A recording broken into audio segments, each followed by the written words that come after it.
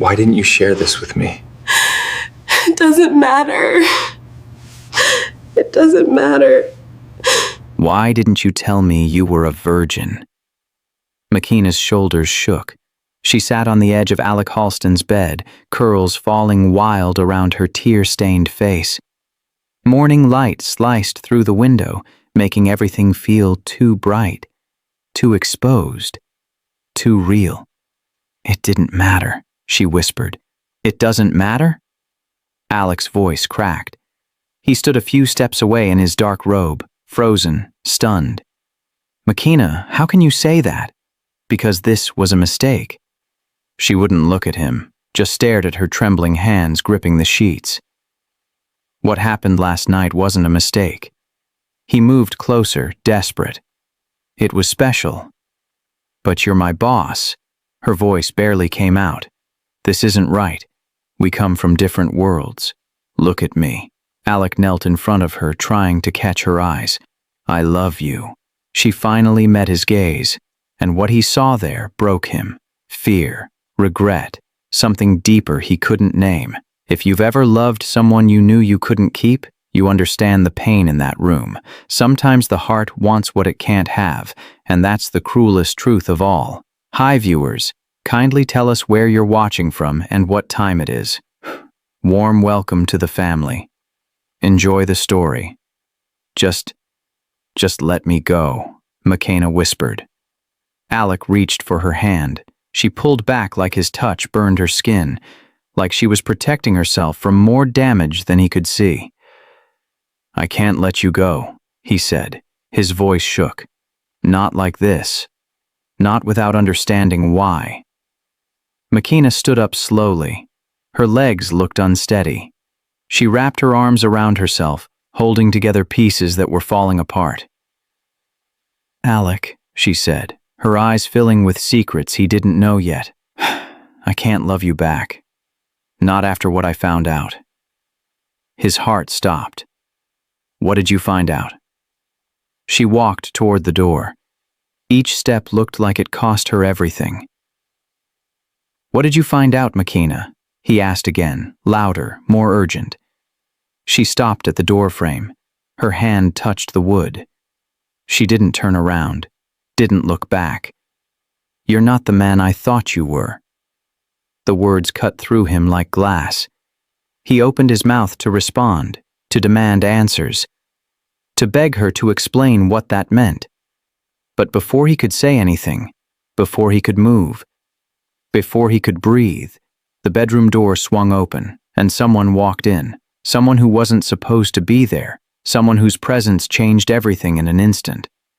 Before Makina ever stepped foot in that mansion, before she ever met Alec Halston, before her world turned upside down, she was just a girl from Chicago trying to survive. She grew up in a small apartment with her mother, the kind of place where the walls were thin and the heat barely worked in winter. But her mother always smiled through it, always said, "Baby, we don't get easy stories, we get strong endings." Makina believed her, even when life kept proving otherwise. Her mother passed when Makina was 21. Unexpected. Sudden. The kind of loss that doesn't give you time to say goodbye. One day she was there. The next day Makina was standing in a hospital hallway being told her mother was gone. The grief was heavy. The kind that sits on your chest and makes it hard to breathe. But Makina didn't break. She couldn't afford to. She worked double shifts, cleaned office buildings at night while other people slept, scrubbed floors in luxury hotels where guests spent more on one night than she made in a month.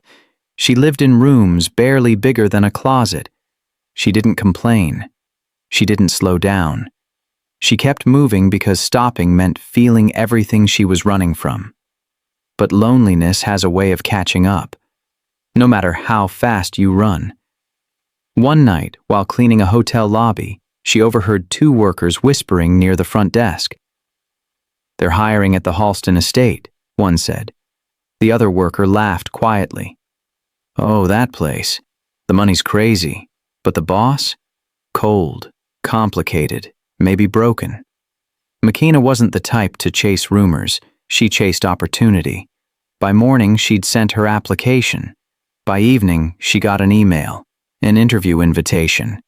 It felt like a small light in a long, dark tunnel. Have you ever felt like one opportunity could change your entire life? That's what McKenna felt when she saw that email. Hope. Real hope for the first time in years. She didn't know walking through those gates would pull her into a world of secrets, a world of lies, a world where the line between right and wrong disappeared completely. The interview was scheduled for the following week. McKenna spent every night preparing. She practiced answers in the mirror. She ironed her only good blouse 3 times. She told herself this was her chance, her way out of the cycle.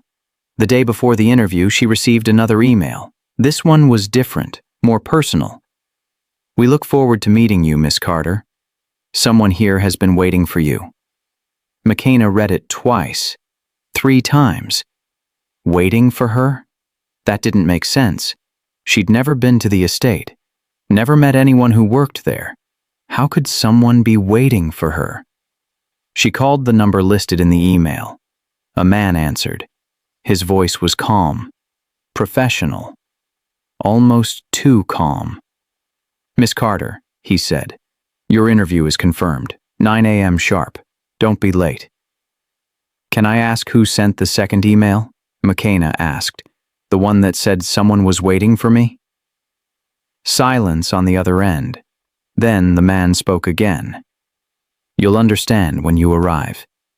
He hung up. McKenna stared at her phone. Her heart raced. Something about this felt off. But she needed the job. She needed the money. She needed to believe things could get better. The next morning, she put on her blouse and jeans. She tied her curls back. She looked at herself in the mirror and whispered, "You can do this." She didn't know that walking through those gates would change everything. She didn't know the secrets waiting for her. She didn't know about the danger, about the lies, about the man who would fall in love with her. And she definitely didn't know who would open the gate to greet her that first day. A man who already knew her name. The Halston estate gate towered in front of McKenna like something from a movie. Black steel, gold edges, quiet intimidation. She stood there with her small bag, dressed in her simple blouse and jeans, feeling painfully ordinary next to all that wealth. She straightened her shoulders anyway. She'd come this far. She wasn't turning back now. A guard approached, tall, sharp-eyed, oddly calm in a way that made her nervous. "You McKenna Carter?" he asked. "Yes." He studied her for a long second. Too long. Like he was trying to figure something out about her, like he knew something she didn't. "You sure you want to work here?" McKenna frowned. "Why wouldn't I?" He didn't answer, just stepped aside and opened the gate. But before she walked through, he said it. Quiet. Almost like a warning. "Good luck. You'll need it." The words crawled up her spine. She wanted to ask what he meant, but he'd already turned away, speaking into his radio like she didn't exist anymore. McKenna walked through the gate, and the moment she stepped onto the property, her breath caught. The place was beautiful. More beautiful than she'd imagined. Perfectly trimmed hedges. A fountain in the center of the driveway. The mansion itself looked like something out of a dream. All glass and stone and power, but it was too quiet. Too polished. Too perfect. A mansion that looked lived in but felt empty. Have you ever walked into a place that looked perfect on the outside but felt wrong on the inside? That's what McKenna felt the moment she entered that compound. Something was off. She just didn't know what yet. Inside, she met the head housekeeper, Nora, a woman who carried herself like she'd seen too much and said too little. She looked McKenna up and down with cautious warmth. "You're the new one," Nora said. "Yes, ma'am." Nora's eyes softened just a little. "Do your work. Keep your head down. And whatever you do..." She leaned closer. Her voice dropped to almost a whisper. "Don't stare Alec Halston in the eyes too long. Makina laughed softly. She thought Nora was joking. Why? He turns people to stone? Nora didn't laugh, didn't even smile. No, she said quietly, but he turns lives upside down. The air felt heavier suddenly. Makina swallowed. Why would he do that? Nora hesitated. She glanced toward the hallway like she was making sure no one was listening. Then she whispered, because he destroys anything he cares about. Makina's heart skipped. What do you mean? Nora opened her mouth to answer, but she stopped. Her face went pale. Her eyes locked on something behind Makina. Makina turned slowly, and there he was, Alec Halston, standing in the hallway, watching them both. How long had he been there? How much had he heard? Makina's breath caught. This was her boss, the man she'd only seen in blurry photos online. But in person, he was different. He wasn't the cold billionaire she expected. He looked human, tired, deep in thought. His dark hair was slightly messy. His shirt sleeves were rolled up. His expression guarded, but not cruel. For a moment, they just stared at each other. And Makina felt something she couldn't name. Something that scared her. Because when Alec looked at her, it wasn't like he was seeing a new employee. It was like he was seeing someone he'd been waiting for, someone he already knew. But that was impossible. Wasn't it? Alec Halston stepped forward. Slow, deliberate. His eyes never left Makina's face. You're new, he said. His voice was low, steady. The kind of voice that made you listen even when you didn't want to. Yes, Makina replied. Her voice came out quieter than she intended. I'm Makina. No need to call me sir, Alec said. Alec is fine. Makina nodded slowly, but beside her, she felt Nora stiffen. The tension radiating off the older woman was impossible to ignore. Alec rarely spoke to staff directly. Everyone knew that. So why was he standing here? Why was he looking at Makina like she mattered? Then Alec said something that changed the tone of the entire room. You have kind eyes. Makina blinked. She hadn't heard something that gentle in a long time. Not since her mother passed. The words caught her off guard, made her feel seen in a way that scared her. Thank you, she murmured. But Nora looked terrified. Her hands trembled slightly as she clasped them in front of her. Her face had gone pale. She looked like she wanted to pull Makina away, to hide her, to protect her from something Makina didn't understand yet. Alec walked past them without another word, but the air he left behind vibrated with something Makina couldn't name. Something heavy, something dangerous. The moment he disappeared down the hall, Nora grabbed Makina's arm. Why did you react like that? Makina whispered. Nora exhaled sharply. She glanced around to make sure no one was listening. Then she pulled Makina into a small side room and closed the door. Because Alec doesn't notice people, Nora said quietly. Not anymore. And the last time he did, she stopped herself. Her eyes filled with something that looked like guilt, like regret. Makina leaned closer. What happened? Nora shook her head. Some wounds in this house never healed. What does that mean? Makina pressed. Nora looked at her, really looked at her, like she was trying to decide how much truth Makina could handle. There was a woman, Nora finally said. Years ago. Alec cared about her. Deeply. But something happened. Something terrible. And after that, he shut down. He stopped letting people in. He stopped caring. Makina's heart raced. What happened to her? Nora's voice dropped to barely a whisper. No one knows. She disappeared. And Alec never spoke about it again. Have you ever felt like you stepped into a story that was already written? That's what Makina felt in that moment, like she was walking into something she couldn't control, something that had already decided her fate. "Why are you telling me this?" McKenna asked. "Because you need to be careful," Nora said. "I saw the way he looked at you. I've worked here for 15 years, and I haven't seen him look at anyone like that since her." McKenna swallowed hard. "I'm just here to work." That's what she said too. The words hung in the air like a threat, like a prophecy. Nora opened the door. "Get to your room. Unpack. Start fresh tomorrow. And remember what I told you. Don't stare him in the eyes too long. Don't get close. Don't let him care about you." McKenna nodded, but her mind was spinning. She walked down the long hallway toward the staff quarters. The mansion felt even quieter now, like it was holding its breath, waiting for something.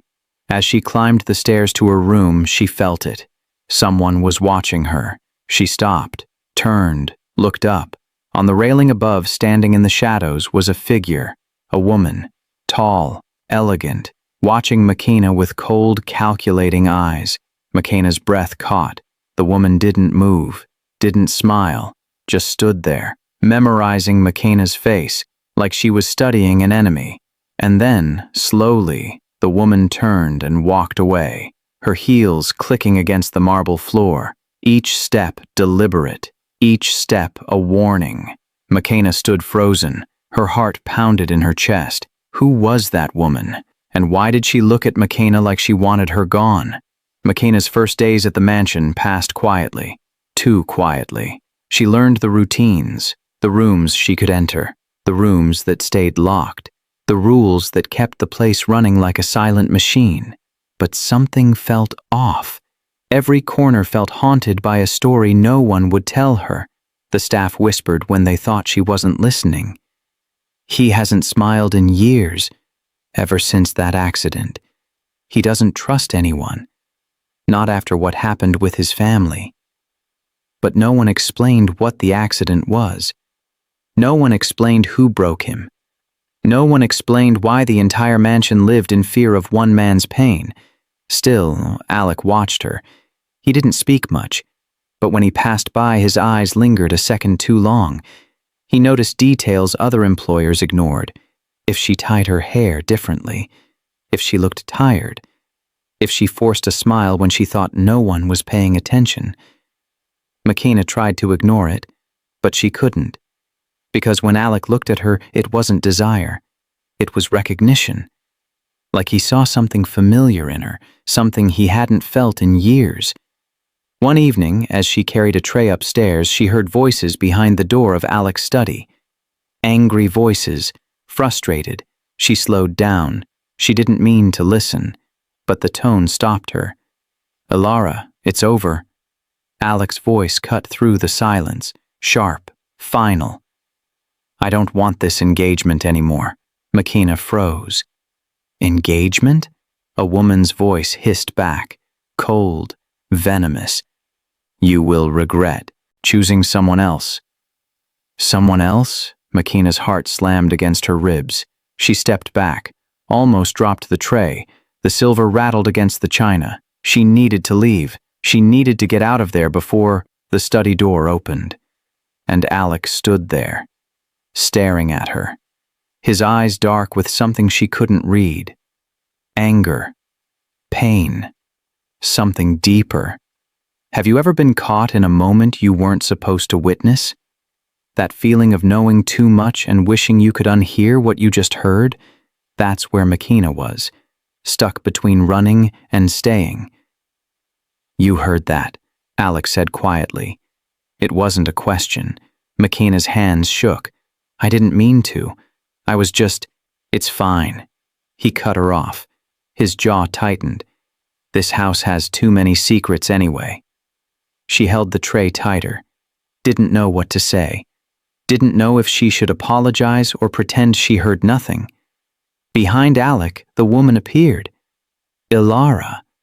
The same woman who'd watched McKenna from the railing. Beautiful, elegant, dangerous. Her eyes locked on McKenna with pure hatred. "So this is her," Ilara said slowly. She stepped closer, studied Makina like she was inspecting something broken. The new maid who has you so distracted. Alara, don't, Alec warned, but Alara ignored him. She walked right up to Makina. So close Makina could smell her expensive perfume, could see the fury burning behind her perfect smile. You think you matter to him? Alara whispered, just loud enough for Makina to hear. You're nothing. Just another charity case he'll get bored of. Makina's throat tightened, but she didn't back down, didn't look away. I'm here to work, Makina said quietly. Nothing else. Alara laughed, a bitter, sharp sound. We'll see how long that lasts. She turned back to Alec. Her expression shifted, became softer, more manipulative. Think carefully about what you're doing, Alara said, because once you break our engagement, there's no going back. And you know what that means. Alec's face hardened. I know exactly what it means. Alara smiled, but it didn't reach her eyes. Good. Then you know what you'll lose. She walked past Makina, shoulder brushing hers, a silent threat, a reminder that Makina didn't belong here. The moment Alara disappeared down the hall, Makina exhaled, her hands still shook. Alec stepped closer, his voice softened. I'm sorry you had to hear that. It's not my business, Makina said quickly. Maybe not, Alec replied, but I need you to know something. Makina looked up at him, waiting. Alara isn't who she pretends to be, Alec said. His eyes searched hers. And if she ever threatens you again, you'll come to me. Understood? Makina nodded slowly, but her mind raced with questions she didn't dare ask. Why was Alec protecting her? Why did Alara hate her so much already? And what did Alara mean when she said Alec would lose something if he broke the engagement? Before she could ask, Alec's phone buzzed. He glanced at it. His face went pale. I have to go, he said quickly. He looked at Makina one more time, almost like he wanted to say something else. But he didn't. He just walked away, leaving Makina standing there, alone, confused. And as she turned to leave, she noticed something on the floor near the study door. A small piece of paper, folded, like it had been dropped in the argument. Makina picked it up, unfolded it, and her blood ran cold. It was a photograph of her mother, standing next to a man Makina had never seen before. Makina stared at the photograph. Her mother's face smiled back at her, younger, happier, standing beside a man she'd never seen before. Who was he? Why did her mother never mention him? And why was this photo in Alec's study? Her hands trembled as she folded the picture and slipped it into her pocket. She needed answers, but not here, not now, not when everything felt like it was spinning out of control. She turned to leave, but Alec was standing in the hallway, watching her. You found something, he said quietly. It wasn't a question. He knew. Makina swallowed hard. I need to go. Wait. Alec stepped closer. His voice softened. Please, just wait. She stopped, but didn't turn around. Couldn't look at him. Not when her mind was racing with questions she didn't know how to ask. Makina, Alec said gently. I know you're confused. I know none of this makes sense, but I need you to trust me. She finally turned, looked at him, really looked at him. He looked tired, like he'd been carrying something heavy for too long, like he was one wrong word away from breaking. Are you okay? Makina asked quietly. The question seemed to catch him off guard. His eyes widened slightly, like no one had asked him that in years. No, he admitted. His voice cracked. I haven't been okay in a long time. There was no weakness in his voice, just honesty, heavy and raw. Makina felt something shift inside her. She'd spent so long building walls to protect herself, to survive. But standing here, looking at Alec, she realized he'd been doing the same thing.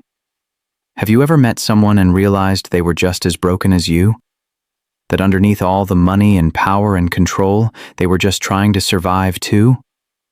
That's what Makina saw in Alec. And it scared her how much she understood him.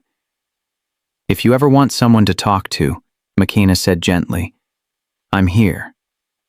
Alec studied her face for a long moment, like he was trying to figure out if she meant it, if she was real or just another person who would leave when things got hard.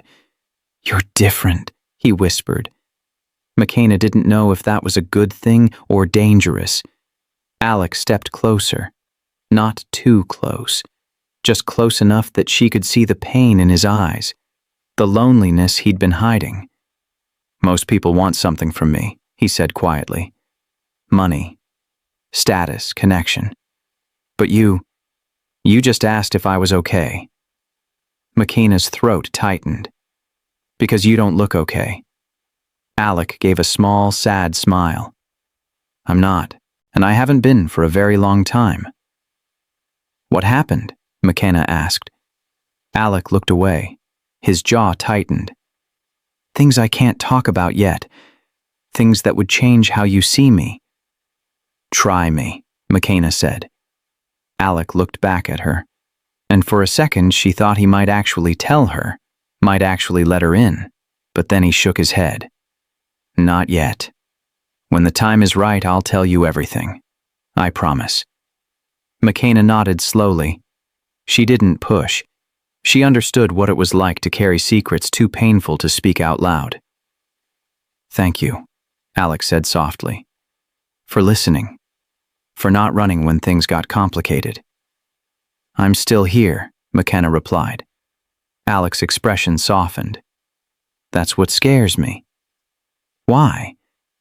Because everyone I care about eventually leaves, he whispered, or gets hurt, and I don't think I could survive that again. Makina's heart ached. She wanted to tell him it would be okay, that she wouldn't leave, that he could trust her, but she didn't know if any of that was true, not when she had her own secrets, her own past she was running from.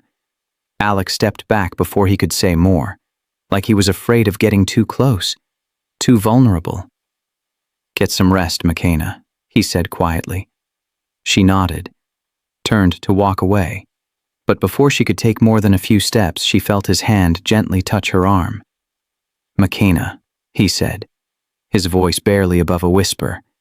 Be careful. Alara is dangerous, and if she thinks you matter to me, she'll do whatever it takes to remove you. Makina's breath caught. Why are you telling me this?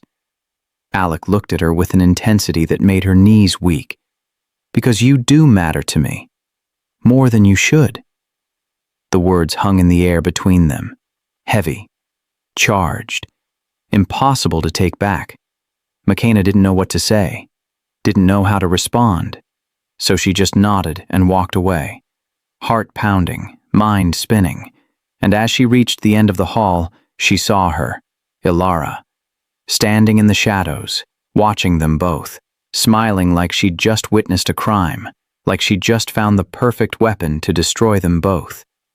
Alara moved like a woman born into luxury, calm, cool, convinced the world belonged to her, but her eyes told a different story, jealous, unstable, hungry for control. She stepped out of the shadows. Her heels clicked against the marble floor, each step deliberate, each step a threat. You're the new maid, Alara said. Her voice was sweet, too sweet, like poison disguised as honey. Yes, Makina replied. She kept her tone respectful, calm, even though her heart was racing. Alara stopped right in front of her, studied her face like she was inspecting something she wanted to break. You're very pretty, Alara said slowly. Pretty girls always make mistakes. Makina frowned. Excuse me? Alara's smile widened, but it didn't reach her eyes. I know Alec looked at you tonight, she said. Her voice dropped lower, more dangerous. I know he talked to you. I know he let you stand that close. Makina swallowed hard. We're not. No need to explain, Alara cut in. She waved her hand like Makina's words didn't matter. You don't interest me. The sentence sounded harmless, but the smile she wore said otherwise. Said everything Makina needed to know about who Alara really was. Alara leaned in, so close Makina could smell her perfume. Expensive. Suffocating. "But let me give you one piece of advice," Alara whispered. "In this house, Alec is off limits. And if you ever forget that, I will remind you in a way you won't survive." Makina's breath caught, but she didn't step back, didn't look away, didn't let Alara see the fear crawling up her spine. "I'm here to work," Makina said firmly. "Nothing else." Alara's smile widened, like she enjoyed the challenge, like she wanted Makina to fight back so she'd have a reason to destroy her. "We'll see," Alara said softly. She walked away, slowly, confidently. Like she'd already won a war Makina didn't even know she was fighting. Makina stood there, frozen. Her hands shook. Her chest felt tight. But something inside her refused to break. Refused to let fear chase her out of a job she desperately needed. Have you ever been threatened by someone who smiled while they did it? Someone who made you feel small without raising their voice? That's what Alara did. And Makina knew this was just the beginning. That night, Makina lay in bed replaying Alara's words. The way she said them. The look in her eyes. Like she was capable of anything. Makina wanted to leave. Wanted to pack her bag and disappear before things got worse. But she had nowhere to go. No money saved, no backup plan. She was trapped. And Alara knew it.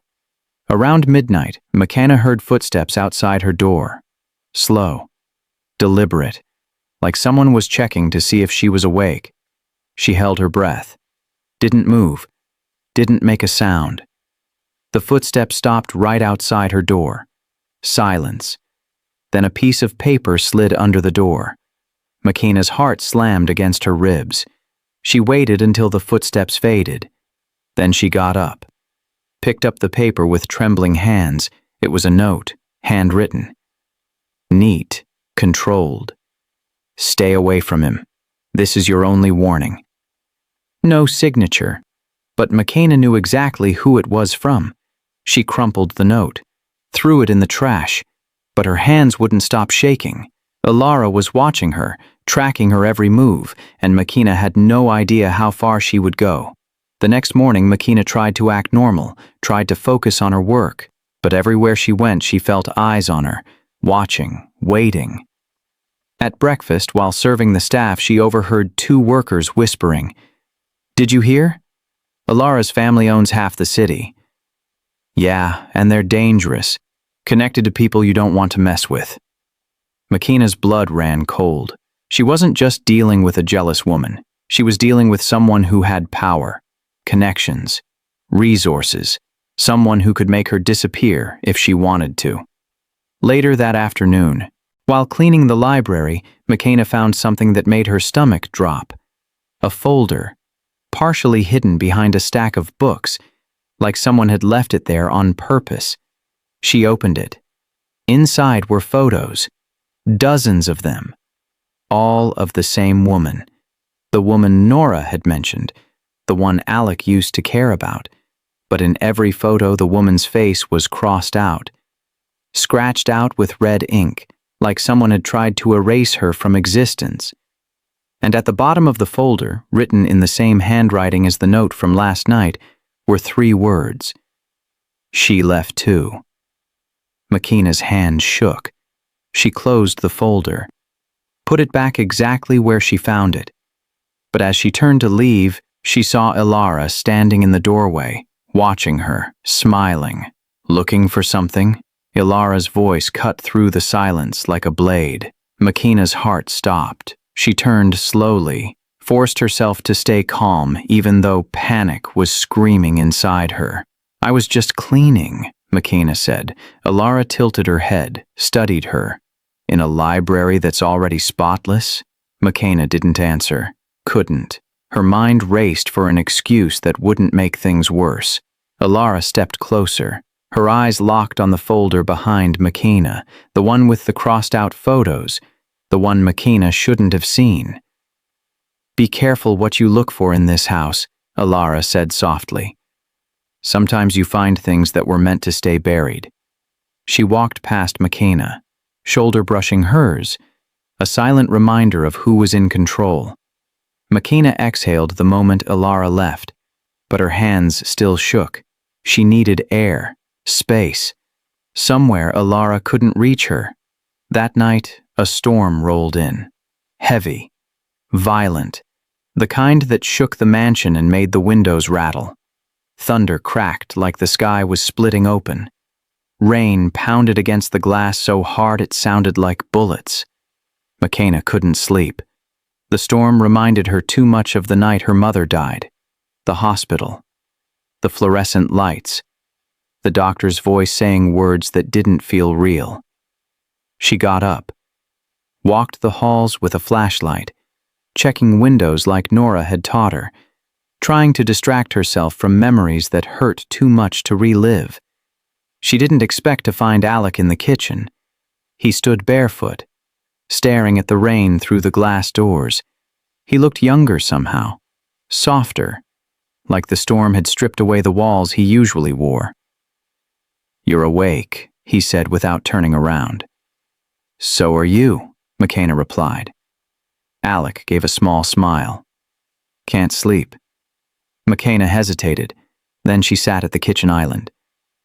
"Storms used to scare me," she said quietly. "My mom would say, 'Don't fear the dark, baby. The dark is just light waiting to happen.'" Alec turned, looked at her, really looked at her, like her words hit a part of him he kept hidden. "That's beautiful," he said softly. "She used to write little things like that on sticky notes," McKenna added, her voice cracked. "And stick them on the fridge. Every morning I'd find a new one. A new reason to keep going." Alec walked closer, sat across from her.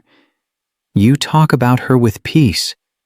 "Sometimes," McKenna said, "but peace is something you have to fight for." "Is that what you're doing?" he asked. "Fighting?" McKenna nodded. "Every day." Alec looked at her with an expression she hadn't seen before. Something warm, something fragile, like he was seeing her for the first time. Not as an employee, not as someone passing through, but as someone who understood what it felt like to carry weight no one else could see. "You make this house feel less empty," he whispered. McKenna's breath caught. She didn't know what to say, didn't know how to respond to something that honest. Have you ever had someone look at you and see the parts you thought you'd hidden? That's what Alec did, and McKenna didn't know if that scared her or healed her. Before she could respond, lightning slammed into something outside. Bright, blinding. The entire house went black. Darkness swallowed them whole. McKenna gasped. Her hands gripped the counter. She hated the dark, hated what it reminded her of. "It's okay," Alec said, his voice steady, close. "I'm right here."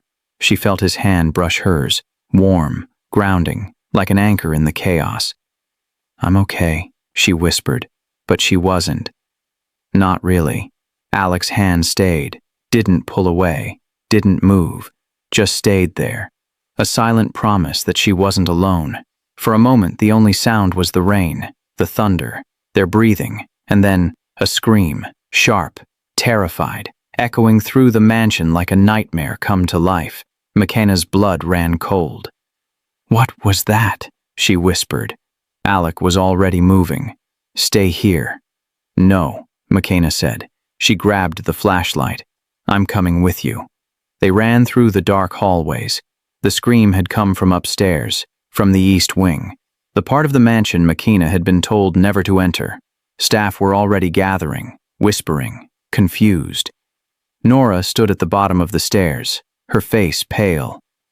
"It came from Alec's private lounge," Nora said. Alec didn't hesitate. He pushed the door open, and the scene inside made McKenna's stomach drop. Shattered glass, blood on the carpet, a trail leading toward the corner, and Alara, sitting there, holding her arm. breathing dramatically, like she'd been attacked. "Oh, Alec," she cried, tears streaming down her face. "I didn't know who was in here. I thought someone broke in." Alec looked unconvinced. His eyes scanned the room, taking in every detail. McKenna stepped forward. Something felt wrong. "What happened?" Alara's voice cracked. "The lights went out. I panicked. I fell on the glass." But McKenna didn't believe her. The glass looked positioned, not accidental. The blood smear felt deliberate, like a performance. Nora noticed it too. She exchanged a look with McKenna, a look that said they both knew this was staged. Alec knelt beside Alara anyway. "Let me see." Alara flinched dramatically. "It hurts." McKenna watched quietly, and Alara lifted, her eyes just long enough to glare at her, a glare that said, "This is war." Alec finally spoke. "Nora, call the doctor." Everyone started to leave, but as McKenna turned, something on the carpet caught her eye. A tiny object, partially hidden under the couch. She bent down, picked it up while no one was looking. A SIM card, and written on it with black marker was a name. Her name, McKenna. McKenna slipped the SIM card into her pocket. Her heart pounded so hard she thought everyone could hear it. She glanced around. No one had seen her pick it up. No one was paying attention to her. They were all focused on Alara, on her tears, her performance. But McKenna knew. This wasn't an accident. This was planned, staged. A message meant specifically for her. The doctor arrived within minutes. He examined Alara's arm while she winced and whimpered. The cut was real, but shallow, not deep enough to cause the panic she'd created. Alec stood off to the side, arms crossed, watching, his jaw tight. He didn't look convinced either. "You'll be fine," the doctor said to Alara. "Just needs cleaning and a bandage, no stitches." Alara nodded, but her eyes found McKenna across the room, and she smiled. Just a little, just enough for McKenna to see, a smile that said, "I know you found it." McKenna's blood ran cold. The house slowly returned to normal after the scare. Staff went back to their rooms. The lights flickered back on. The storm outside started to fade, but McKenna couldn't shake the feeling that something much worse was coming. Alara insisted on staying the night. "For safety," she said. Alec looked irritated, but didn't argue. He was too tired, too done with the drama. McKenna returned to her small room, but sleep refused to come. She kept staring at the SIM card under her pillow, her name written on it in permanent marker, like a threat, like a target. What was on it? Why did Alara have it? And how long had she been planning this? Around 2 in the morning, McKenna couldn't take it anymore. She sat up, whispered to herself, "Enough." She needed answers, and the only place she might find them was Alec's office. She crept through the dark hallways, quiet, careful. Every creak of the floor made her heart jump.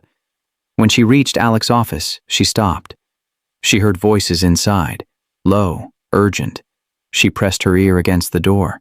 She can't know yet. A man's voice, unfamiliar, probably the family attorney. She has to. Alec's voice, frustrated, desperate. She deserves the truth. If she finds out now, she'll run. "She's already slipping away from me." McKenna's breath caught. Were they talking about her? The attorney continued. "Alec, you don't even know if it's true. You only have that one document. If she finds out and it's wrong, it's not wrong," Alec said firmly. "She looks exactly like—" The door clicked. McKenna stepped back. Too late. Alec opened the door. His eyes widened in surprise. "McKenna, what are you doing here?" Her mind scrambled for an excuse, for something that wouldn't make her look suspicious. I needed to talk to you," she said quickly. Alec studied her face. Then he stepped outside, closed the door behind him so the attorney couldn't hear. "About what?" he asked gently. McKenna swallowed hard. "Alara dropped something, and I think it's about me." Alec's entire expression changed. Concern, fear, something darker. How do you know that? Makina pulled out the SIM card, showed him her name written on it. Alec inhaled sharply. He stared at the card like it was a bomb about to explode. Makina, he whispered. You weren't supposed to find this. What's on it? She asked. Her voice shook. Alec looked torn, like he wanted to tell her but couldn't. Like every word he said could change everything between them. I don't know, he admitted. But if Alara has it, nothing good.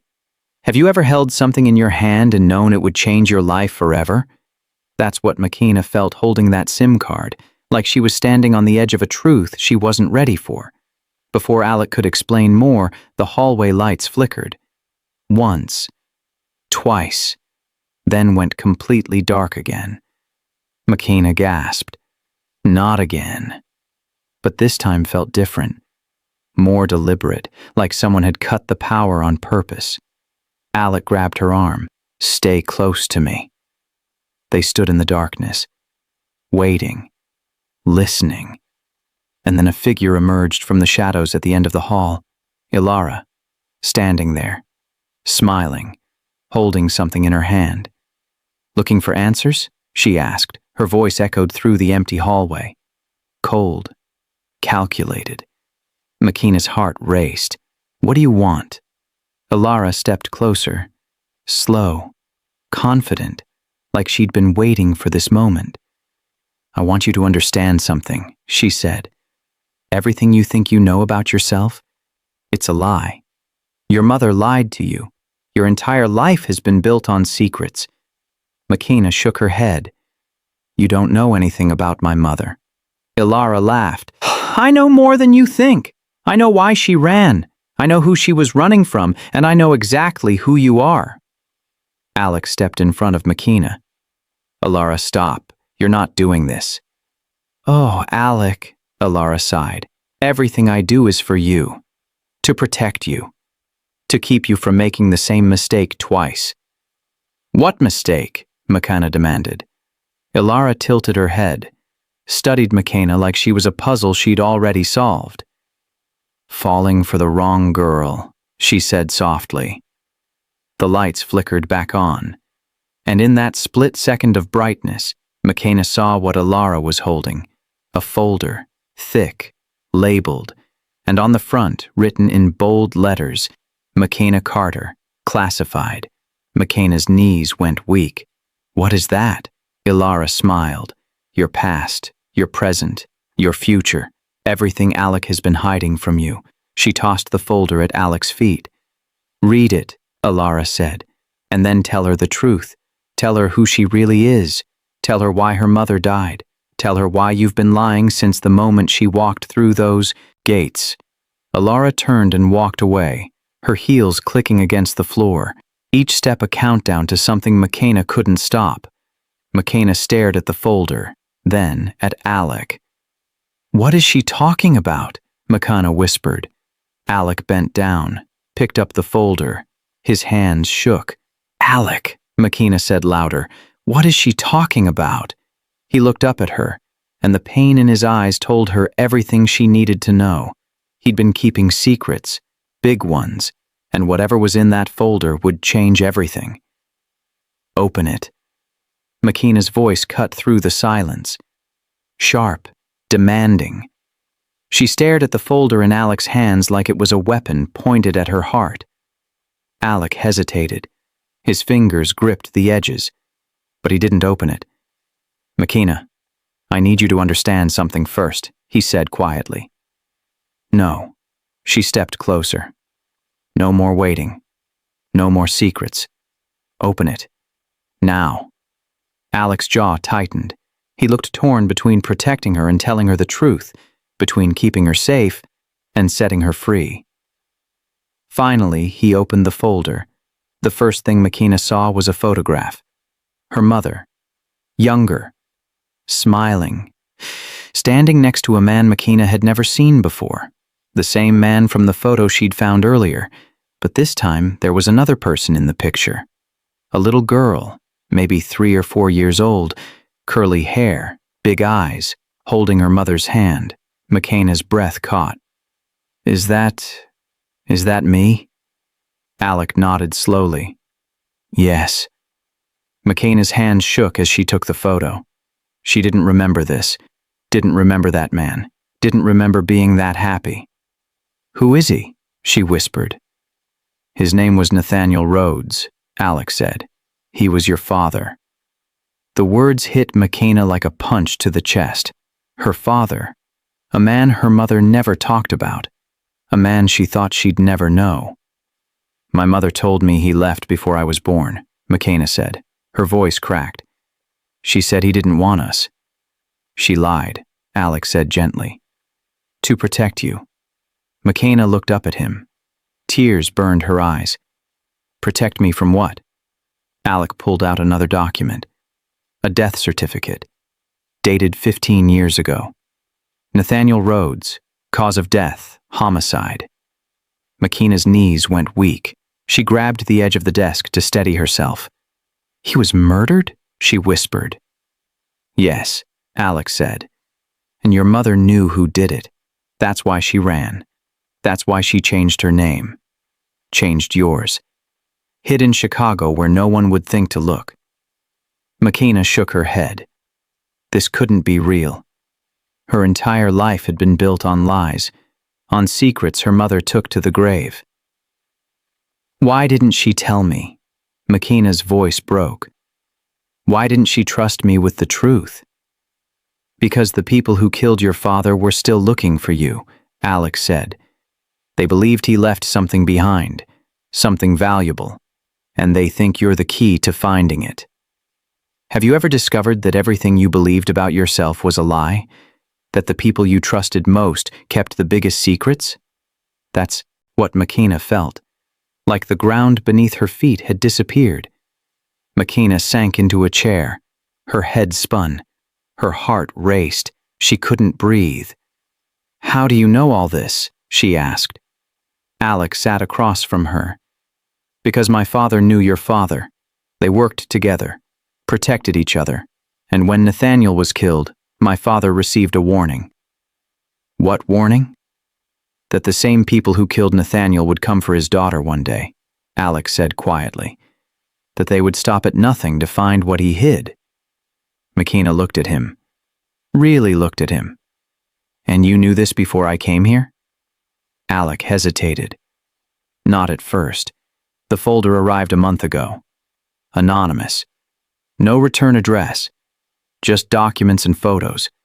I didn't know who you were until you walked through those gates. But you figured it out, McKenna said. Her voice hardened. You saw my face. And knew. Yes, Alec admitted. You look exactly like your father. Same eyes, same expression. I knew the moment I saw you. McKenna stood up, stepped back. So this whole time, you've been lying to me? I was trying to protect you, Alec said desperately. I didn't know how to tell you without scaring you away.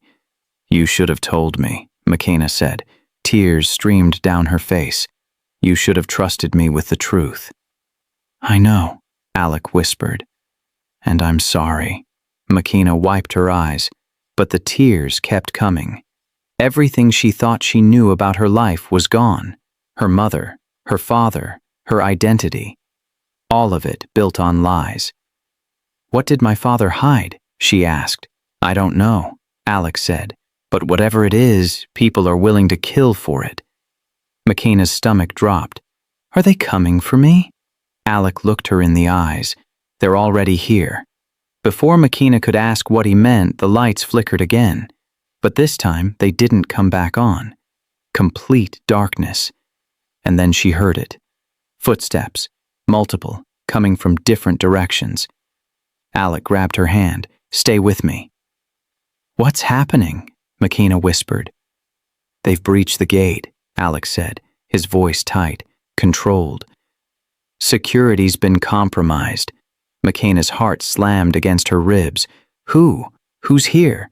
Before Alec could answer, a voice echoed through the darkness, cold, familiar. Hello, McKenna. She froze, That voice. She knew that voice. It was Mr. Hayes, her landlord from Chicago, the man who helped her move, the man who said he cared about her like family, the man who was supposed to be hundreds of miles away. "Why are you here?" McKenna called out. Her voice shook. Mr. Hayes stepped into view, holding a flashlight, smiling like he'd just won something. "Because your family sent me," he said. "And it's time you came home." "I don't have a family." McKenna's voice trembled, but she stood her ground, refused to let fear break her. Not now. Not after everything. Mr. Hayes smiled, the kind of smile that made her skin crawl. "Oh, but you do. You just never knew about them." Alex stepped in front of McKenna. Protective. "She's not going anywhere with you." Mr. Hayes laughed. "You think you have a choice, Mr. Halston? You think your money and your walls can keep them out?" "Who's them?" McKenna demanded. "Who sent you?" Before Mr. Hayes could answer, another voice cut through the darkness, sharp, confident, familiar. "I did." Alara stepped into the light, but she wasn't alone. Behind her stood 3 men, tall, armed, faces hidden behind masks. McKenna's breath caught. "What is this?" Alara tilted her head, studied McKenna like she was a science experiment. "This is the truth you've been so desperate to find, the truth your mother died protecting." "Don't you dare talk about my mother," McKenna said. Her voice shook with anger. Alara smiled. "Your mother was a coward. She ran instead of facing what she was, what you are." Alec grabbed Alara's arm. "Enough. Whatever game you're playing, it ends now." Alara yanked her arm away. "This isn't a game, Alec. This is survival, and you've been too blind to see it." She turned back to McKenna. "Your father didn't just die. He was executed by people who believed he stole from them. And your mother? She watched it happen. Then she took you and ran." McKenna felt like she couldn't breathe. "You're lying." "Am I?" Alara pulled out her phone, showed McKenna a video, grainy, old, but clear enough. It showed a man being dragged into a warehouse, begging, pleading, and then a gunshot. The screen went black. McKenna's knees buckled. Alec caught her before she fell. "Why are you showing her this?" Alec shouted. "Because she needs to understand," Alara said coldly. "Her father stole something worth millions. Something that belongs to a very powerful family, and they've been searching for it ever since." "I don't know where it is," McKenna whispered. "I don't know anything." "Maybe not consciously," Alara said, "but your mother left clues. Breadcrumbs only you could follow. And whether you realize it or not, you've been following them your entire life." McKenna shook her head. "This is insane." "Is it?" Alara stepped closer. "Why do you think your mother moved to Chicago? Why do you think she worked at that specific hospital? Why do you think she died the way she did?" McKenna froze. "What do you mean the way she died?" Alara's smile widened. "You think it was natural causes? You think her heart just stopped?" McKenna's world tilted. "No. The doctor said what they were paid to say." Alara cut in. "Your mother was murdered, McKenna. Just like your father, and if you don't cooperate, you'll be next. Have you ever had the foundation of your entire life ripped away? Every memory questioned? Every truth you believed shattered?" That's what McKenna felt. Like she was drowning and no one was throwing her a lifeline. Alec held McKenna tighter. "She's not going with you. Any of you." Mr. Hayes laughed. "You really think you can stop us?" "I think you're forgetting where you are," Alec said. His voice dropped. Dangerous. "This is my home. My security. My rules." Alara rolled her eyes. "Your security has been compromised. Half your staff is on our payroll. And the other half? They're locked in the basement." McKenna gasped. "Nora." "Safe," Alara said. "For now. But that depends entirely on what you do next." McKenna looked at Alec, then at Alara, then at Mr. Hayes. What do you want from me? Simple, Alara said. Come with us. Help us find what your father hid, and everyone walks away alive. And if I refuse? Alara's expression hardened. Then we start eliminating people you care about. One by one. Until you change your mind. Makina felt tears burn her eyes. She'd spent her entire life running from a past she didn't even know existed, and now it had caught up to her, and the people she cared about would pay the price. Don't do it, Alec whispered. Don't give them what they want. But if I don't, I'll protect you, Alec said. His eyes locked on hers. I promise. No matter what. Makina wanted to believe him, wanted to trust that everything would be okay. But before she could respond, the lights came back on. And standing in the doorway, surrounded by Alec's actual security team, was someone Makina never expected to see. A woman. Older. Elegant, wearing a dark suit. She looked directly at Makina, and when she spoke, her voice was cold, calculated, familiar. Hello, granddaughter. Makina's heart stopped. What? She whispered. The woman stepped forward. My name is Victoria Rhodes, and it's time you learned who you really are. You're lying. Makina's voice cut through the room, sharp, defensive. She stared at Victoria Rhodes like she was staring at a ghost. Victoria smiled, calm, unbothered. I wish I were. Alec's security team had weapons drawn, aimed at Alara, at Mr. Hayes, at the masked men. But Victoria stood there like she owned the room, like she'd already won. My mother never mentioned you, Makina said. Her voice shook. Never. Not once. Of course she didn't, Victoria replied, because she hated me, blamed me for what happened to your father, for what happened to her. Makina felt dizzy. I don't understand. Victoria stepped closer. Her eyes softened just slightly. Your father was my son. And when he died, your mother took you and disappeared. I've been searching for you for 15 years. Makina shook her head. No, this can't be real. It is, Victoria said. And whether you accept it or not, you're a Rhodes. You have family. You have a legacy. And you have responsibilities. I don't want any of it, Makina whispered. Victoria's expression hardened. Unfortunately, what you want doesn't matter. The people who killed your father won't stop until they find what he hid, and they believe you're the key. Alec stepped between them. She's not going anywhere with you. Victoria looked at him. Mr. Halston, always the protector, just like your father. Alec froze. You knew my father? Very well, Victoria said. He and Nathaniel were closer than brothers. And when your father died, I knew one day you'd end up exactly where you are now, protecting Nathaniel's daughter. Before anyone could respond, Alec's head of security rushed in. Sir, we've secured the perimeter, but we found something you need to see. Victoria smiled. Ah, right on time. They were escorted to the security room. Monitors showed footage from earlier that night. Footage of Alara letting people through the gate. Footage of staff being locked in rooms. Footage of the entire operation being planned and executed. But the last video made Makina's blood run cold. It showed her mother, in a hospital room, alone, and a man walking in, injecting something into her IV. Makina's knees gave out. Alec caught her. Oh my God. Your mother didn't die of natural causes, Victoria said quietly. She was murdered. By the same people hunting you now. Makina couldn't breathe. Couldn't think.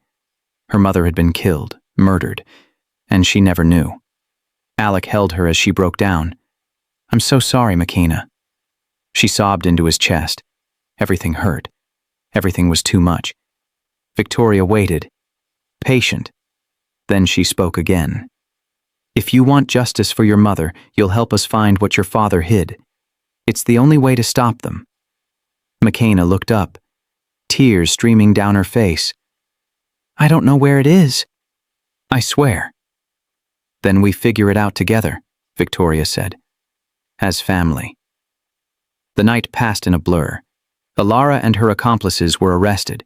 Mr. Hayes was taken into custody. The mansion was secured, but McKenna felt numb, empty. By morning, she stood in her small room, exhausted, broken. She hadn't slept, couldn't sleep. A soft knock on her door. "Come in," she said quietly. Alec walked in. He looked just as tired, just as worn down. "You okay?" he asked. McKenna almost laughed. "No, not even close." Alec sat beside her. "I know. Stupid question." They sat in silence for a long moment. Then Alec spoke. "McKenna, I need to tell you something." She looked at him, waiting. "I care about you," he said softly. His voice trembled. "More than I should. More than is probably smart. But I can't help it." McKenna's heart ached. "Alec." "Let me finish," he said. "I know this is the worst possible timing. I know you're dealing with more than anyone should have to. But I need you to know. You're not alone in this. You never have to be alone again." A tear slipped down McKenna's cheek. Alec reached up, gently wiped it away with his thumb. "I can't lose you," he whispered. "Not after everything." McKenna closed her eyes, leaned into his touch. For the first time in days, she felt something other than fear. She felt safe, seen, cared for. Have you ever met someone who made you feel like you could survive anything? Like no matter how broken you were, they'd help you put the pieces back together? That's what Alec was for McKenna, and she didn't know if she deserved it. "I don't know how to do this," McKenna whispered. "I don't know how to let someone in." "You don't have to figure it out right now," Alec said. "Just don't push me away." McKenna opened her eyes, looked at him, really looked at him, and before she could stop herself, she leaned forward, kissed him. Soft, desperate, like she was holding on to the only real thing left in her life. Alec kissed her back, gentle, careful, like she was something precious he didn't want to break. When they pulled apart, McKenna whispered, "I'm scared." "Me too," Alec admitted. They sat there, foreheads touching, breathing each other in, but the moment shattered when someone knocked hard on the door. "Sir!" The security guard's voice, urgent, panicked. "You need to see this, now." Alec stood. "What is it?" The guard burst in, holding a tablet. "We just received a video from the people holding Lonnie." McKenna's heart stopped. Lonnie? She'd almost forgotten. In all the chaos, Lonnie was still missing. The guard played the video. Lonnie sat tied to a chair, crying, terrified, and behind her stood a masked figure. A voice spoke, distorted, mechanical. "You have 24 hours. Bring us McKenna Carter and the information we need. Or the girl dies." The screen went black. McKenna felt the room spin. No, no, no, no. Alec grabbed her shoulders. "We'll get her back, I promise." But McKenna knew the truth. They wanted her, and if she didn't give herself up, Lonnie would die. "I'm going." McKenna's voice was firm, final. She stood in Alec's office surrounded by security, Victoria, and Alec himself, everyone staring at her like she'd lost her mind. "Absolutely not," Alec said. "That's exactly what they want." "I don't care," McKenna replied. "Lonnie is innocent. She's there because of me. I'm not letting her die." Victoria stepped forward. "If you go, they'll kill you both. These people don't negotiate. They take what they want and leave bodies behind." "Then what do you suggest?" McKenna asked. Her voice cracked. "We just let her die?" "No," Victoria said calmly. "We give them something they want more than you." McKenna frowned. "Like what?" Victoria pulled out a small metal box from her bag. Old, worn, locked with a combination only she knew. "This," she said, "contains information about what your father hid, not the location, but enough to make them think we're cooperating." Alec studied the box. You've had this the whole time? Yes, Victoria admitted. I've been using it as leverage, insurance, but if it saves my granddaughter's life, it's worth the risk. Makana looked at the box, then at Victoria. Why should I trust you? I just met you. For all I know, you're working with them. Victoria's expression softened. I understand, but your father was my son, and I failed him. I won't fail you too. The words hit Makina harder than she expected. She wanted to stay angry, stay guarded, but something in Victoria's eyes felt real, felt like grief she understood. Before Makina could respond, Alec's phone buzzed. He answered. Listened. His face went pale. What is it? Makina asked. Alec looked at her. They moved up the deadline. We have 6 hours, not 24. Makina's heart dropped. 6 hours? They know we're planning something, Victoria said. We need to move now. The plan was simple but dangerous. Victoria would meet with the kidnappers, alone. Offer them the box in exchange for Lonnie.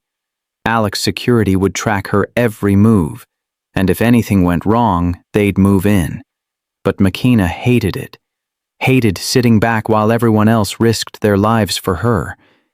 While Victoria prepared, Makina sat in the library, staring at the same folder from before, the one with the crossed-out photos, the one that haunted her. She opened it again, studied the woman's face. The woman Alec used to care about, the woman who disappeared. And then she noticed something she'd missed before. A small notation at the bottom of one photo. Handwritten. Faded. Nathaniel's safe house. 2009. Makina's breath caught. Her father had a safe house, and this woman knew about it. She grabbed the folder, ran to find Alec. He was in the security room, coordinating the operation. Alec, Makina said breathlessly, I found something. She showed him the notation. Alec's eyes widened. How did I miss this? Who was she? Makina asked. The woman in the photos? Alec hesitated, like the question physically hurt him. Her name was Isabel, he said quietly. She worked for my father, helped him and your father with certain operations, and I cared about her. Deeply. What happened to her? Alec looked away. She disappeared, the same night my father died. I searched for years. Never found a trace. Makina's stomach twisted. Do you think she's connected to all this? I don't know, Alec admitted.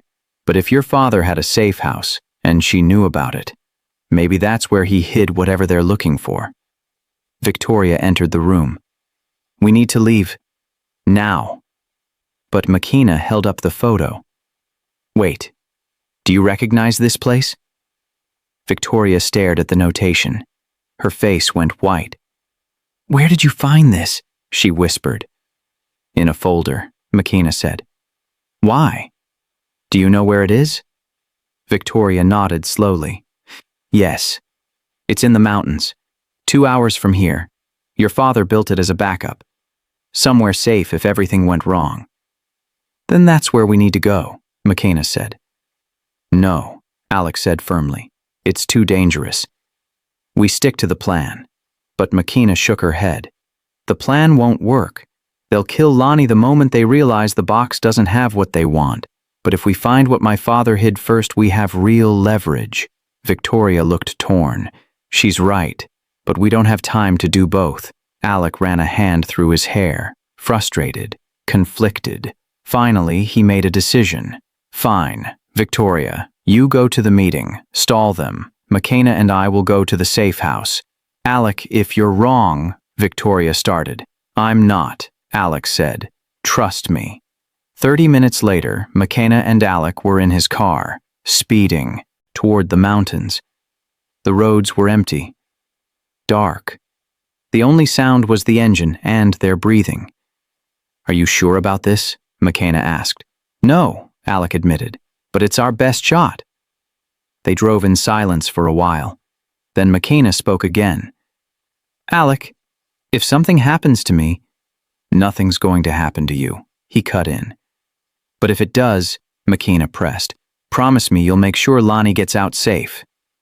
Alec's jaw tightened. I promise. But you're going to be fine. We both are. McKenna wanted to believe him, but a part of her knew this might be the last night of her life.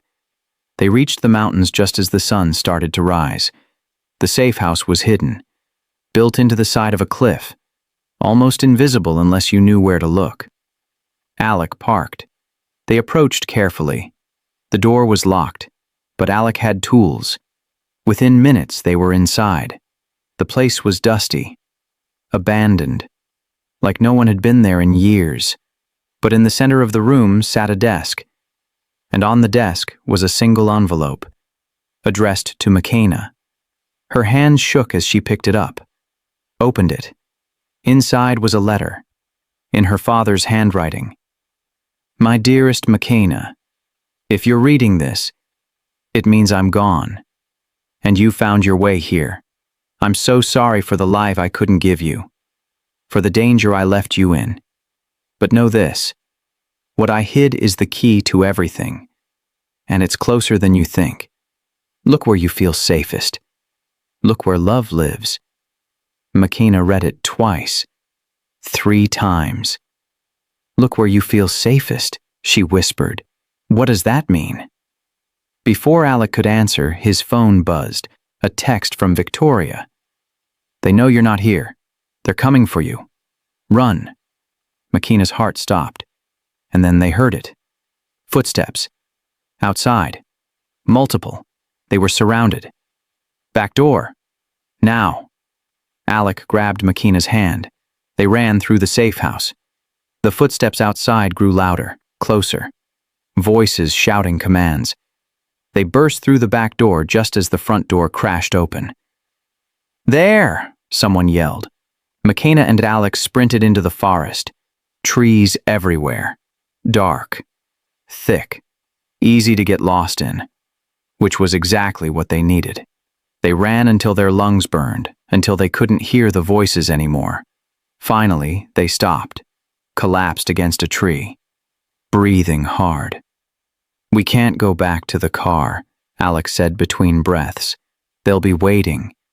Then what do we do? McKenna asked. Before Alec could answer, a voice came from the shadows.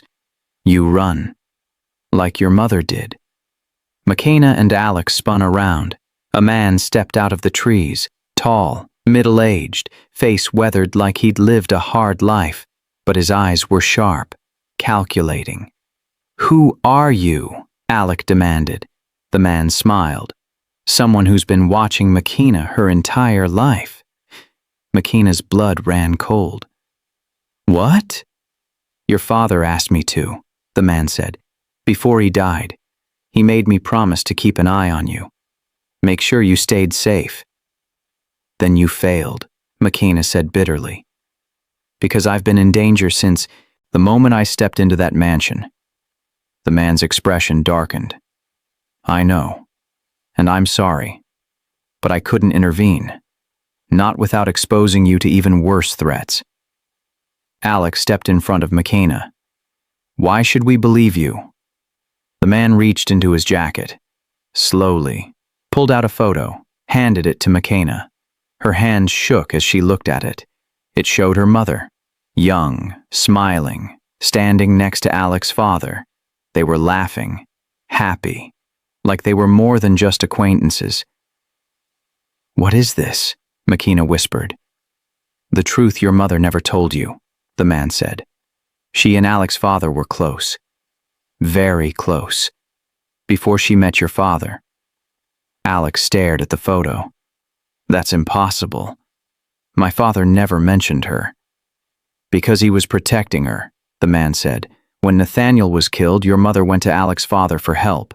He hid her, gave her money, a new identity, and made her promise never to contact him again. To keep you both safe. McKenna felt dizzy. Why would he do that? The man looked at her. Because he cared about her. And because he knew if anyone found out about their connection, you'd both be targets. Have you ever discovered that the people you thought you knew had entire lives you never knew existed? Secret relationships, hidden sacrifices, choices made to protect you that you never asked for? That's what McKenna felt. Like her mother's entire life was a mystery she'd never solve. So everything, McKenna said slowly, my entire childhood, my mother's struggles, all of it was to protect me from people I didn't even know existed. Yes, the man said simply. Alec looked at him. And who are you in all this? My name is Marcus, the man said. I worked with Nathaniel, and when he died, I made a promise I've kept for 15 years. Then help us now, McKenna said. Tell us where my father hid whatever they're looking for. Marcus shook his head. I don't know where it is, but I know what it is. McKenna stepped closer. Then tell me. Marcus hesitated, like saying it out loud would make it too real, too dangerous. It's proof, he finally said. Proof of who killed your father. Proof of a conspiracy that goes all the way to the top. Politicians, businessmen, people with enough power to bury anyone who gets in their way. Alec's jaw dropped. That's why they want it so badly. Yes, Marcus said, because if that proof gets out, entire empires will fall. Lives will be destroyed, and the people responsible will finally face justice. McKenna felt the weight of it all crash down on her. My father died for this. He did, Marcus said quietly. And your mother spent her entire life running from it. And now it's your choice. You can keep running, or you can find that proof and finish what your father started. McKenna looked at Alec, then back at Marcus. Where do we even start? She asked. Marcus pulled out a small notebook. Old, worn. Your father kept this. His personal notes. Clues to where he hid the proof. I was supposed to give it to you when the time was right. And you think now is the time? Alec asked. I think if we don't act now, McKenna dies, Marcus said, and so does everyone she cares about. McKenna took the notebook, opened it. Pages and pages of her father's handwriting, codes, locations, names, and on the very first page, a message. To my daughter, if you're reading this, I'm gone, but you're strong, stronger than you know. Find the truth, set us all free. Tears burned McKenna's eyes. She closed the notebook, looked at Marcus. Help us, she said. Please. Marcus nodded. I will, but we need to move. Now. They're tracking you. How? Alec asked. Marcus pointed to Alec's phone. They've been monitoring you since you left the mansion. Alec cursed, threw the phone on the ground, smashed it with his boot. Now what? McKenna asked. Now we go somewhere they won't think to look, Marcus said. Where? Alec asked. Marcus smiled. The one place your father trusted more than anywhere else. The place where love lives. McKenna's breath caught. What did you just say? The place where love lives, Marcus repeated. It's what Nathaniel always called it. McKenna pulled out her father's letter, read the last line again. Look where you feel safest. Look where love lives. Her heart raced. He wasn't talking about a place. He was talking about a person. Marcus nodded. Yes, someone your father trusted with everything. Someone who's been protecting his secret all these years. Who? McKenna demanded. Marcus looked at her. Your grandmother. Victoria. McKenna's world tilted. No, that's impossible. She said she didn't know where it was. She lied, Marcus said, to protect you, to buy time. But if we don't get to her first, they will. Alec grabbed McKenna's hand. We need to go. Now. They started running again, but this time toward something, toward answers, toward the truth. But as they reached the edge of the forest, McKenna's phone buzzed. A text, from an unknown number. She opened it, and her blood turned to ice. It was a photo, Victoria, tied to a chair, blood on her face, and below the photo a message. You have 1 hour, come alone, or she dies like your father did. I'm going. Makina stared at the photo. Victoria's terrified face. The blood. The rope. The message that left no room for negotiation. No, Alex said immediately. It's a trap. I don't care, Makina shot back. She's the only family I have left. I'm not losing her too. Marcus stepped between them. If you go alone, you die. And Victoria dies. They're not playing games anymore. Then what do we do? Makina's voice cracked. Just let her die? Marcus pulled out a second phone. We have one advantage. They don't know I'm with you. They don't know what we found. And they definitely don't know that Victoria already told me where the proof is. Makina spun around. What? 3 days ago, Marcus said. Before any of this started, Victoria contacted me, said she knew they were closing in. She told me where Nathaniel hid the proof, made me swear I'd only tell you if things got desperate. And? Alec pressed. Where is it? Marcus looked at Makina. In the last place anyone would think to look. In something your mother carried with her every single day. Something she made sure you'd inherit. Makina's mind raced. What? I don't have anything from my mother except... She stopped, her breath caught. The locket, she whispered. Marcus nodded. The one she never took off. The one she left you when she died. Makina's hands flew to her neck, but it wasn't there. I left it at the mansion. In my room. I thought it was safer there than carrying it around. Alec cursed under his breath. We need to get back. Now. But Victoria, Makina started. We save Victoria by getting the proof first, Marcus said. It's our only leverage. Without it, we're just trading your life for hers. And they'll kill you both anyway.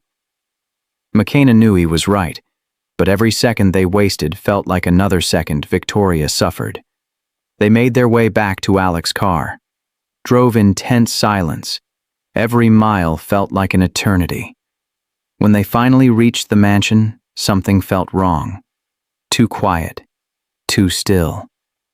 Where is everyone? Makina whispered. Alec's jaw tightened. Inside. Stay close. They entered through a side door. Security was supposed to be everywhere, but the halls were empty. Abandoned. This doesn't feel right, Marcus muttered. They reached Makina's room. She went straight to her small jewelry box, opened it. The locket was there, exactly where she left it. She picked it up, studied it. It looked like any other locket, silver, delicate, old. How is this proof of anything? She asked. Marcus took it gently, examined the back. Then he did something Makina never thought to do. He pressed the edges in a specific pattern. The back popped open. Inside wasn't a photo. It was a micro SD card. Makina's heart stopped. It was there the whole time. Your mother was smart, Marcus said. She hid it in plain sight. Somewhere you'd keep safe but never think to look inside. Alec pulled out a laptop. Let's see what's on it. Marcus inserted the card. Files filled the screen. Documents, photos, audio recordings, video footage. All of it incriminating. All of it damning. Politicians taking bribes. Businessmen ordering hits. Evidence of crimes spanning decades. And at the center of it all, the names of the people who ordered Nathaniel Rhodes's execution. Makina felt sick. My father died for this. And now we use it to save Victoria, Alex said, and end this. But before they could do anything, Marcus's phone rang. He answered, listened. His face went pale. What? Makina demanded. Marcus looked at her. That wasn't Victoria they took. Makina frowned. What do you mean? The woman in the photo, Marcus said slowly. It wasn't Victoria. It was Isabel. She's been alive this whole time, working with them. Alex staggered back like he'd been punched. No, that's impossible. She faked her death years ago, Marcus explained. Went underground, started working for the people who killed Nathaniel. She's been feeding them information this entire time. Makina's head spun. Then where's Victoria? Marcus's expression darkened. That's the problem. We don't know. She went to the meeting hours ago, and we haven't heard from her since. Alec grabbed his phone, called Victoria's number, straight to voicemail. We need to find her, McKenna said. Now. We don't even know where to start looking, Alec said. But McKenna had an idea. A terrible, dangerous idea. The SD card, she said. There has to be something on it. Some clue. My father wouldn't have just documented crimes. He would have documented locations, safe houses, meeting places. They scrolled through the files, hundreds of them. Then McKenna saw it. A folder labeled Emergency Contacts. Inside were addresses, locations across the city, safe houses Nathaniel used, and one of them had a note attached. Use only if everything falls apart. Last resort. V knows. V, McKenna whispered. Victoria. Alec checked the address. It's an old warehouse, east side, abandoned for years. That's where she is, McKenna said. They grabbed what they needed, weapons, the SD card, backup plans, and headed out. But as they reached the car, McKenna's phone buzzed again. Another message. Another photo. This time it was Lonnie. Still tied up, still terrified. But now there was someone standing behind her. A figure in a mask. And below the photo, TikTok, McKenna. Your grandmother for the girl. You have 30 minutes. Warehouse on 5th Street. Come alone or they both die. McKenna showed Alec and Marcus. It's a setup, Marcus said. They're splitting us up. Then we split up, McKenna said. You two go to the warehouse where Victoria is. I'll go to 5th Street. Absolutely not, Alec said. We're not separating. We don't have a choice, McKenna shouted. If we all go to one place, the other person dies. This is the only way. Alec grabbed her shoulders. McKenna, if you go there alone, you die. Then at least Lonnie and Victoria live, McKenna said quietly. Marcus stepped forward. There's another option. I go to 5th Street. You two go after Victoria. I'm trained for this. You're not. McKenna shook her head. They want me. If I don't show up, they'll assume you're coming and stall, Marcus finished. Buy you time, and if things go wrong, I know how to handle myself. Alec looked torn, but finally nodded. Okay. But we stay in contact. Every 5 minutes. If either of us goes silent, we abort. They split up. Alec and McKenna headed to the warehouse where they believed Victoria was. Marcus went to 5th Street. The drive felt endless. When they finally arrived, the building loomed in front of them. Dark, crumbling, dangerous. They entered carefully. Weapons drawn. Every sound made McKenna's heart race. Then they heard it. A voice. Weak, pained. Help. They ran toward the sound, found Victoria, tied up, bleeding, but alive. Victoria. McKenna rushed to her, started untying the ropes. It's a trap, Victoria whispered. They knew you'd come. The lights came on. Blinding. McKenna and Alec froze, and standing around them were armed men, at least a dozen, and in front of them, removing her mask, was Isabel, smiling like she'd already won. Hello, Alec, she said softly. Miss me? You're supposed to be dead. Alec's voice was barely a whisper, like he couldn't believe what he was seeing, like his entire world had just shattered again. Isabel smiled. Disappointed? How long? Alec asked, his gun still raised, his hands shaking. How long have you been alive? Since the night your father died, Isabel said calmly. I faked my death, went underground, started working for the people who could actually protect me. McKenna's mind raced. You betrayed them. You betrayed my father, Alec's father, everyone. Isabel's expression hardened. I survived. That's what matters. Victoria coughed, blood on her lips. You were always weak, Isabel, always looking for the easy way out. Isabel walked closer, crouched in front of Victoria. And look where strength got you. Tied up, bleeding, waiting to die. At least I didn't sell my soul, Victoria whispered. Isabel stood, turned to McKenna. Give me the SD card, and I'll let you all walk out of here alive. McKenna's hand instinctively went to her pocket. The locket, the proof, everything her father died protecting. No, she said. Isabel sighed. I was hoping you'd say that. She snapped her fingers. Two men grabbed McKenna, held her arms. Another grabbed Alec, disarmed him. Search her, Isabel commanded. They found the locket, ripped it from McKenna's neck, handed it to Isabel. Isabel opened it, smiled when she saw the SD card. Finally, she whispered. After all these years, McKenna struggled. You'll never get away with this. I already have, Isabel said.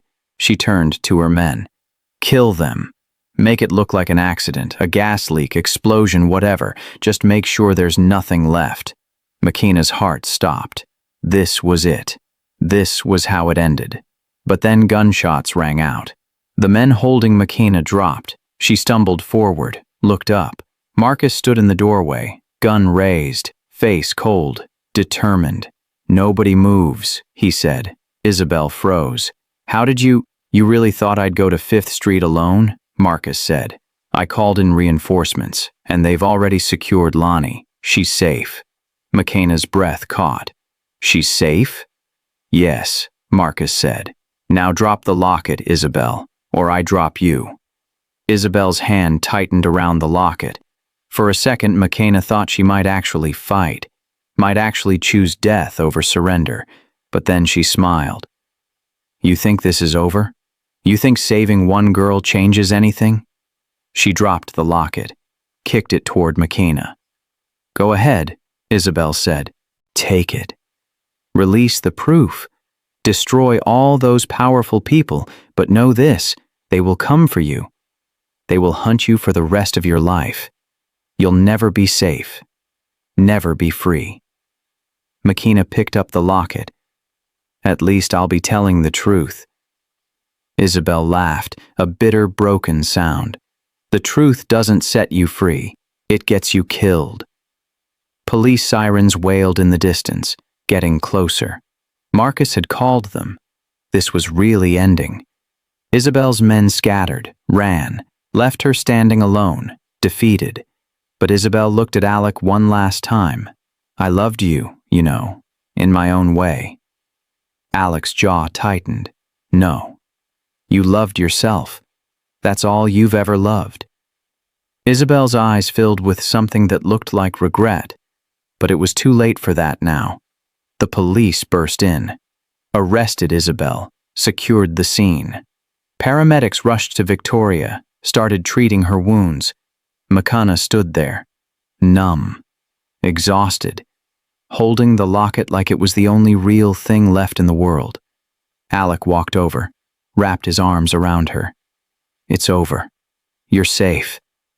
McKenna buried her face in his chest, let herself cry, really cry, for the first time since this nightmare started.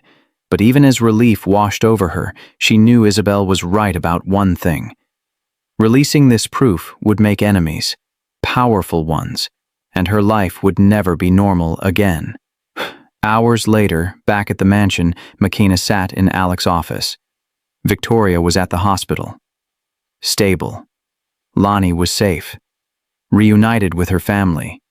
Everything should have felt like victory, but it didn't. Because McKenna still had one thing left to do. Alec's attorney walked in, holding a small box, old, dusty. We found this in your father's belongings, the attorney said. It was addressed to you. We didn't open it. We thought you should be the one. McKenna took the box with trembling hands, opened it slowly. Inside was a letter, in her mother's handwriting. McKenna's vision blurred with tears. She unfolded it. Read. My sweet girl, if you're reading this, it means they've found you. And you must decide whether to face the truth or hide forever. I'm sorry I couldn't tell you while I was alive. Sorry I couldn't prepare you for what was coming. But know this. You are stronger than you think, braver than you know, and you have a family that will fight for you. Trust Victoria. Trust Alec. And trust yourself. The proof your father left isn't just evidence. It's a key. A key to a safety deposit box. The number is written on the back of this letter. Inside, you'll find everything. His will, his legacy, his final message to you. I love you, baby, always. Mom. Makina turned the letter over. A number was written there. Small, precise. She looked at Alec. We need to go to the bank. The next morning they went, presented the number, were led to a private room. A safety deposit box was brought to them. Makina opened it with shaking hands. Inside were documents, deeds, bank accounts, and another letter. This one from her father. She opened it. Read. Makina, my beautiful daughter, if you're reading this, I'm gone. But I want you to know, you were loved, deeply, completely, and everything I did to protect you. The proof on that SD card will change the world, but it will also put you in danger, so I'm leaving you a choice. Release it, fight for justice, or destroy it. Live in peace. Whatever you choose, I'll be proud of you, because you're my daughter, and you're stronger than any storm. I love you. Always. Dad. Makina closed the letter, looked at Alec, then at the SD card in her hand. She had a choice. Justice or peace, truth or safety, and for the first time in her life, it was hers to make. But before she could decide, every screen in the bank lit up, every TV, every monitor, a message appeared, bold, red, threatening. Makina Carter, we know what you have. Come alone to the address below, or everyone you love dies. You have 1 hour. Below the message was a location and a photo of Alec. Unconscious, tied up, blood on his face. Makina's heart stopped. She spun around, but Alec was gone. No, no, no, no. Makina's voice broke as she stared at the screen. Alec's face, the blood, the ropes, the message that made her world collapse. She'd been standing right next to him. How did they take him without her noticing? Marcus appeared beside her. It happened fast. Professional. They've been watching us the whole time. Makina felt her knees give out. Marcus caught her, but she pushed him away. I have to go, she said, her voice hollow. I have to trade myself. That's exactly what they want, Marcus said. I don't care, Makina screamed, tears streaming down her face. They have Alec. They'll kill him because of me, because I couldn't just destroy the evidence and walk away. Marcus grabbed her shoulders. Listen to me. If you go there alone, you both die. That's not sacrifice. That's suicide. Then what do I do? Makina whispered. Tell me. Because I can't lose him. I can't. Have you ever loved someone so much that losing them felt worse than dying yourself? That's where Makina was. Standing at the edge of a choice that would define the rest of her life, however long that might be. Marcus pulled out his phone. We have 45 minutes. We can still get backup. Plan an extraction. There's no time, Makina said. She grabbed the SD card. This is what they want. I give it to them. They let Alec go. You really think they'll honor that? Marcus asked. I have to believe they will, Makina said, because the alternative is watching him die. She walked toward the exit, but Marcus blocked her path. Your father died protecting that evidence, he said. Your mother spent her life running because of it. Victoria was tortured for it. And you're just going to hand it over? Makina looked him in the eyes. Yes. Because none of it matters if Alec dies. Don't you get that? Justice. Truth. Legacy. None of it means anything if I lose the one person who made me believe I deserved to be loved. Marcus's expression softened. He stepped aside. Then I'm coming with you, he said. No, Makina replied. They said alone. And you think they'll keep their word? Marcus shook his head. I'm not letting you walk into that alone. McKenna didn't have time to argue. She ran to her car. Marcus followed. They drove in tense silence toward the address on the screen. An abandoned factory. East side of the city. The kind of place where people disappeared and were never found. When they arrived, McKenna took a deep breath. Stay in the car. If I'm not out in 20 minutes, call everyone. Police, FBI, everyone. Marcus nodded, but his expression said he didn't believe she was coming back. McKenna stepped out, walked toward the entrance. The building loomed in front of her. Dark, threatening, final. She pushed the door open, stepped inside. And there he was, Alec, tied to a chair in the center of the room. Blood on his face, but alive, conscious. His eyes widened when he saw her. McKenna, no, you shouldn't have come. I didn't have a choice, she said. A voice echoed from the shadows. How touching. A figure stepped into the light. A man McKenna had never seen before. Tall, cold eyes, expensive suit. Someone who looked like he ordered death over breakfast. You must be McKenna, the man said. The girl who's caused me so much trouble. Who are you? McKenna demanded. Someone your father stole from, the man said simply. Someone who's been very patient. But my patience has run out. I have what you want, McKenna said. She held up the SD card. Let him go, and it's yours. The man smiled. You think I'm going to honor that deal? McKenna's heart sank, but she kept her voice steady. I think you want this more than you want revenge. Because without it, everyone you've ever bribed or blackmailed walks free, and your entire operation collapses. The man studied her. You're smarter than I expected. Let him go, McKenna repeated. And I'll give you everything. The SD card, the documents, all of it. The man walked closer. Here's what's going to happen. You give me the card. I verify it's authentic. Then I decide whether you both live or die. Alex struggled against the ropes. McKenna, don't. Just run. I'm not leaving you, she said. Her voice broke. Alex's eyes filled with desperation. You have to. Please. I can't watch you die. McKenna walked toward him, ignoring the man, ignoring the danger. She knelt in front of Alec, looked into his eyes. I love you, she whispered, and I know your heart. I know you'd do the same for me. McKenna, you told me once that I make this house feel less empty, she said, tears streaming down her face. But you did that for me first. You made me believe I was worth saving, worth loving. And if giving up this evidence means you live, then it's worth it. Alec shook his head. You don't even know who I really am. The mistakes I've made, the people I've hurt. I'm not worth this. McKenna cupped his face.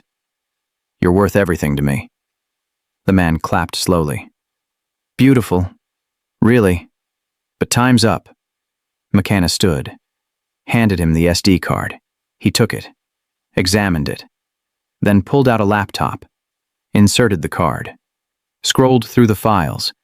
His expression darkened with every passing second. This is it, he finally said. This is everything. Then let us go, McKenna said. The man looked at her, then at Alec, then back at McKenna. No, he said simply. Before McKenna could react, gunshots rang out, but not at her. The man dropped, blood pooling beneath him. His men scattered. Chaos erupted. Marcus burst through the door, armed, followed by a tactical team. Get down, he shouted. McKenna dove toward Alec, covered him with her body as bullets flew. Glass shattered. Men screamed. The world turned into noise and terror, and then silence. Marcus appeared, cut Alec's ropes. We need to move. Now. They ran, out of the building, into the night, into safety. But as they reached the car, McKenna realized something. The SD card. She'd left it, on the laptop, in the chaos. No, she whispered. No, we have to go back. It's too late, Marcus said. The building's on fire. Evidence team is on the way. But whatever was on that card is gone. Makina felt her legs give out. Everything her father died for, everything her mother protected. Gone. Alec held her. It's okay. We're alive. That's all that matters. But Makina knew it wasn't okay, because without that evidence, the people responsible would never face justice, and her family's sacrifice would be for nothing. As they drove away, Makina's phone buzzed. A message from an unknown number. She opened it, and her blood turned to ice. It was a photo of the SD card in someone's hand, and below it, a message. You didn't think I'd let it burn, did you? We need to talk, alone, tonight, or I release everything, and everyone you love becomes a target. The address is below. Midnight. Don't be late. The message was signed, Isabel. She escaped. Marcus's voice was flat, final, like he'd just announced the end of the world. Makina stared at him. What do you mean she escaped? Isabel, Marcus said. During the arrest, during transport to the station, the vehicle was ambushed. She's gone. Alec cursed under his breath. How is that possible? Because she has help, Marcus said. People in high places. People who want that SD card as badly as she does. Makina looked at her phone again. The message. The photo. The address. She wants to meet, Makina said quietly. Tonight. Midnight. It's a trap, Alex said immediately. You're not going. She has the SD card, Makina replied. The only evidence that can bring these people down. If I don't go, she releases it to them, and everyone I care about becomes a target. Marcus stepped forward. Or she's bluffing, trying to lure you out so she can finish what she started. Maybe, Makina said, but I can't take that risk. Alec grabbed her hand. Then we all go. Together. She said alone, Makina pointed out. I don't care what she said, Alec shot back. I'm not letting you walk into another trap. Makina looked at him. Really looked at him. The bruises on his face. The exhaustion in his eyes. The fear he was trying so hard to hide. You almost died tonight, she whispered. Because of me. Hey, I can't let that happen again. And I can't lose you, Alex said. His voice broke. So we figure this out together. Or not at all. Hours passed. They planned, strategized. Marcus called in every favor he had, backup teams, surveillance, contingency plans. But Makina knew the truth. No matter how prepared they were, Isabel always seemed one step ahead. As midnight approached, Makina sat alone in her room, staring at the letter from her mother, the one that started all of this. She read it again, slowly, looking for something she might have missed. Go to Alec Halston. He is the only one who can protect you. Those words haunted her.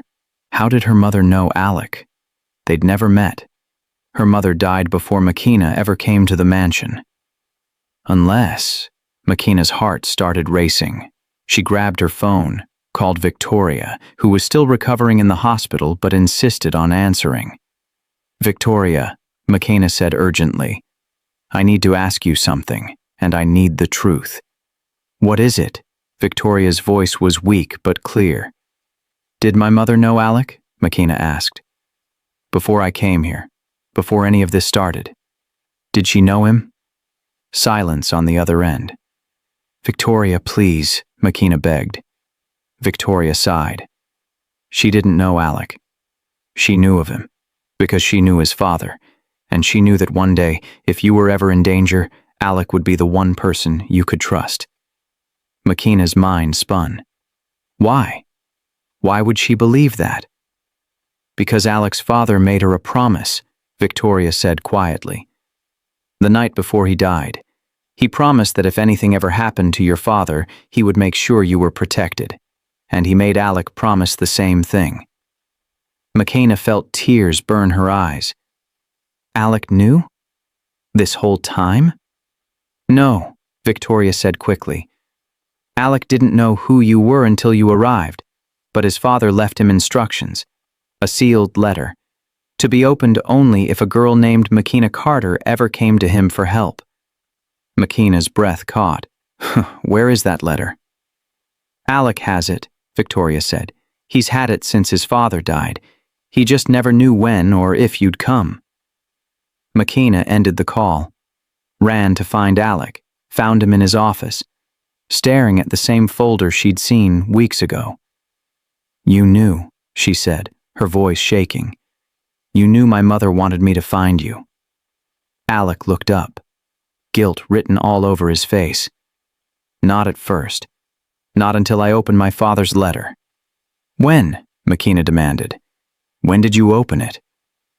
The day you arrived, Alec admitted. The day you walked through those gates. I saw your name on the application, and I remembered. My father's letter. The one I'd kept locked away for years. He pulled out an old envelope, yellowed with age, handed it to Makina. She opened it with trembling hands, read her father's handwriting. Alec, if you're reading this, it means I'm gone, and it means my daughter needs you. Protect her, the way I protected you when you were young, the way your father and I protected each other. She doesn't know the truth yet, and maybe she never should. But if danger finds her, be the shield I couldn't be. I'm trusting you with the most important thing in my life. Don't let me down, Nathaniel Rhodes. Makina looked up at Alec, tears streaming down her face. Your father protected me when I was young? What does that mean? Alec's jaw tightened. There's more. Something I haven't told you. Tell me now, Makina whispered. Alec took a deep breath.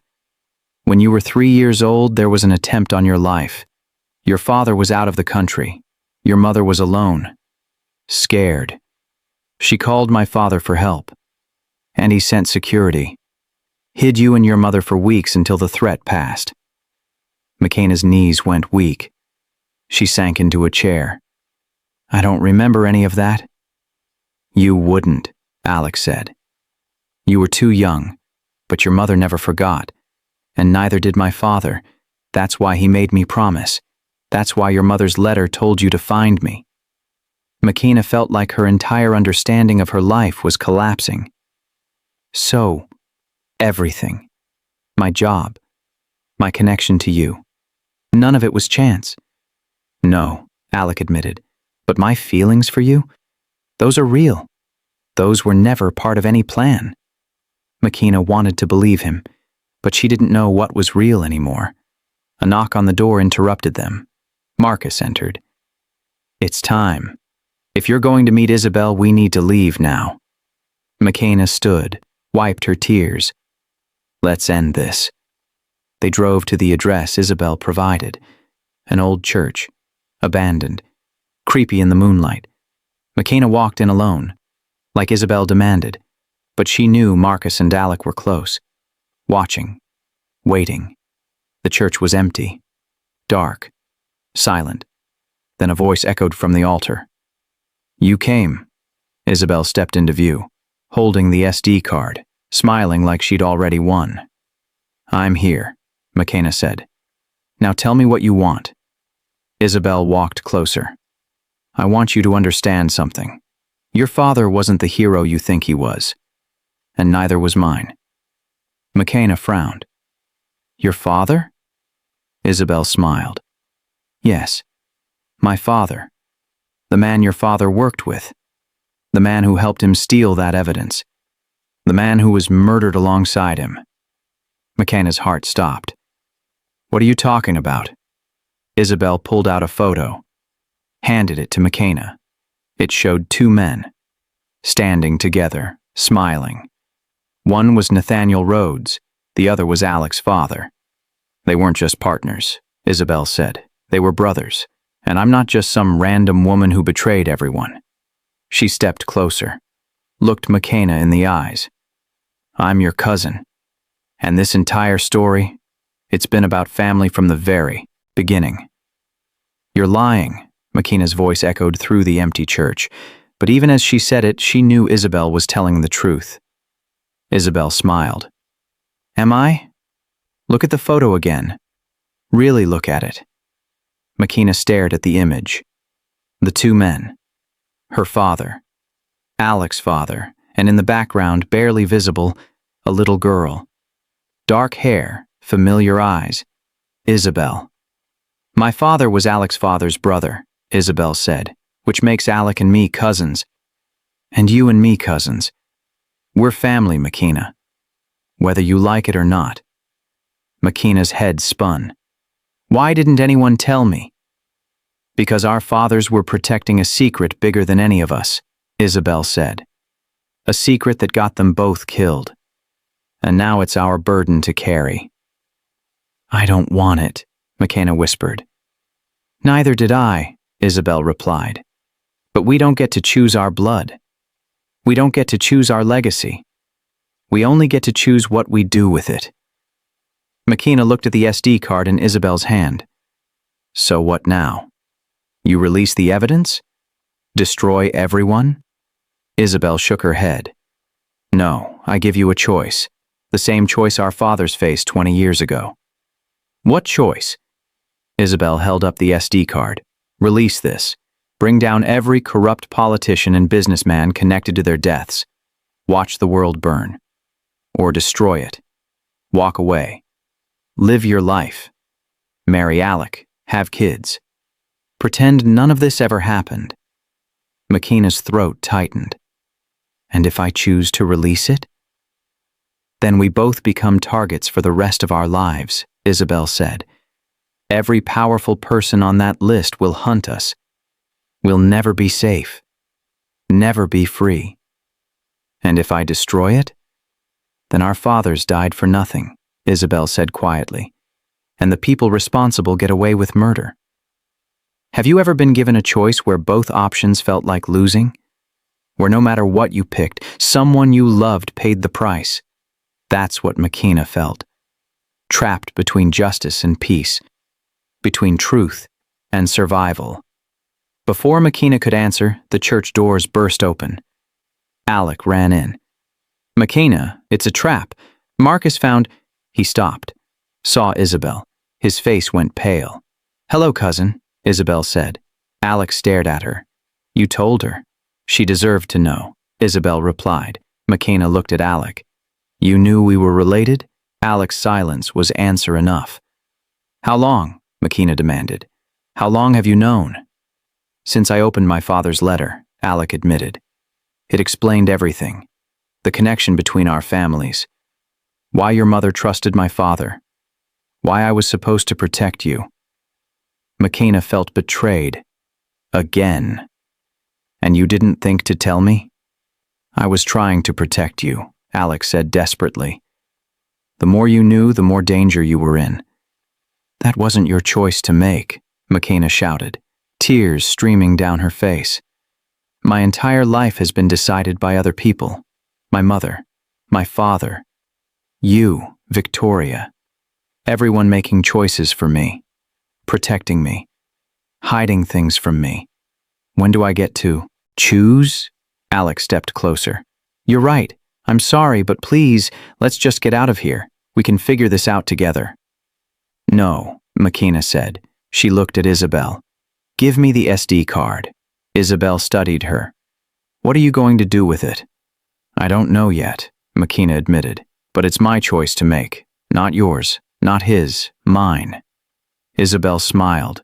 A real smile this time. Good. That's the first smart thing you've said all night.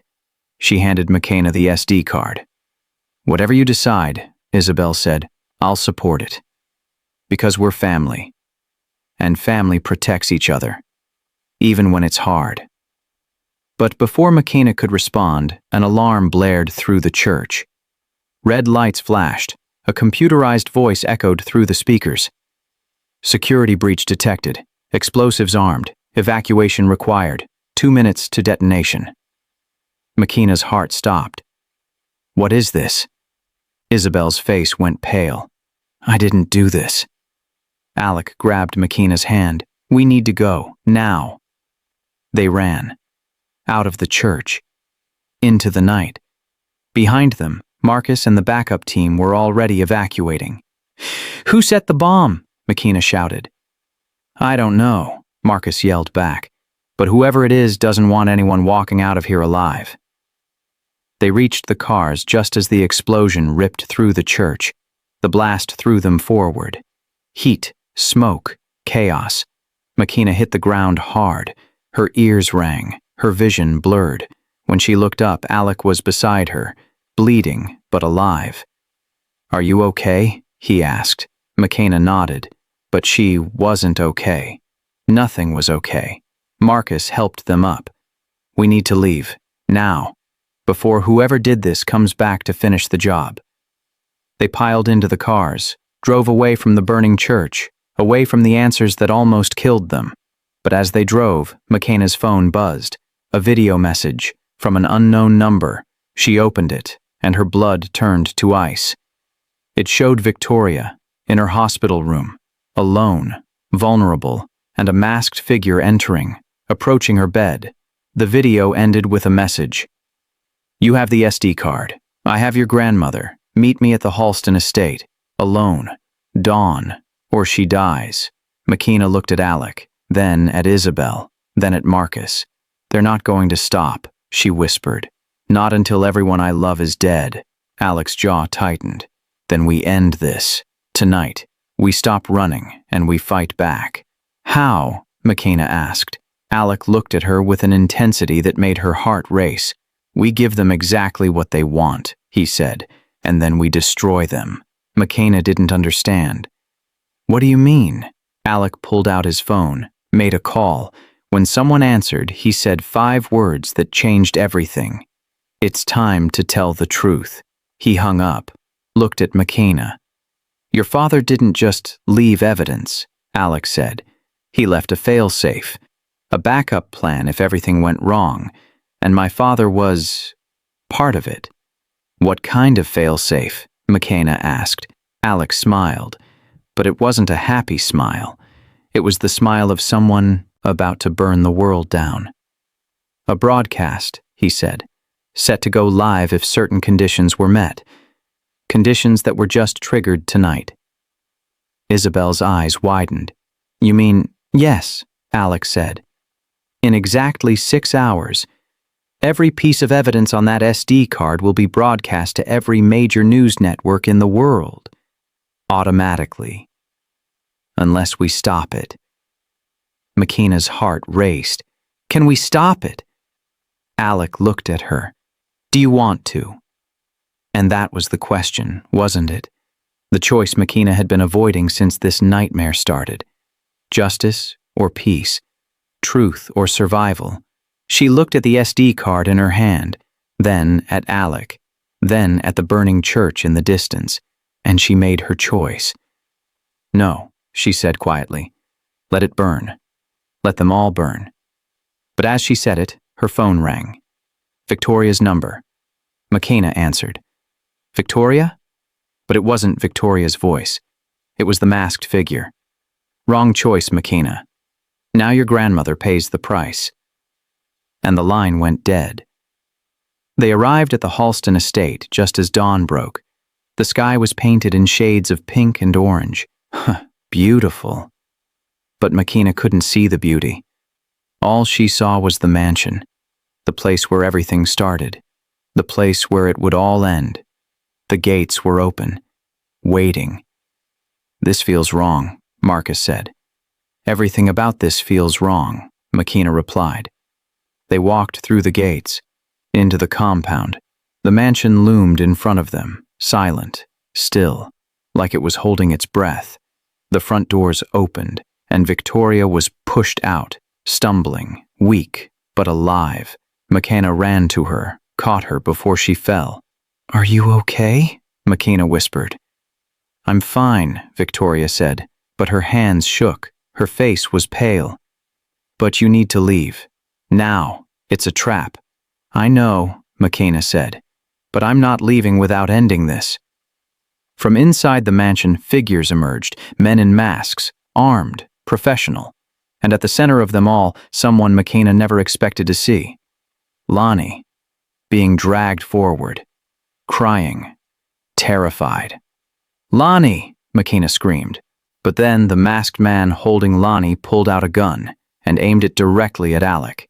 "Here's how this works," the man said, his voice distorted by a voice changer. You give me the SD card, and I let you choose. The billionaire dies, or the girl dies, but only one walks away. McKenna's heart stopped. No, you said you'd let everyone go if I gave you the card. I lied, the man said simply. Now choose. You have 60 seconds. Alex stepped forward. Take me. Let everyone else go. No, McKenna said immediately. Absolutely not. Alec looked at her, and in his eyes she saw everything. Love, fear, acceptance. McKenna, he said quietly. I've lived my life. I've made my choices, good and bad. But you have your whole life ahead of you. You deserve to live it. I'm not choosing, McKenna said, tears streaming down her face. I won't. Then I choose for you, Alex said. He turned to the masked man. Let the girl go. And take me. Phew, man laughed. How noble. But that's not how this works. McKenna chooses. Not you. McKenna looked at Lonnie, young, innocent, terrified. A girl who'd done nothing wrong except exist in the wrong place at the wrong time. Then she looked at Alec, the man who'd protected her, loved her, made her believe she was worth saving. Have you ever been forced to choose between two people you love? Ever had to decide whose life mattered more? That's the cruelest choice in the world. Because no matter what you pick, a part of you dies too. 30 seconds, the man said. McKenna's mind raced. There had to be another way.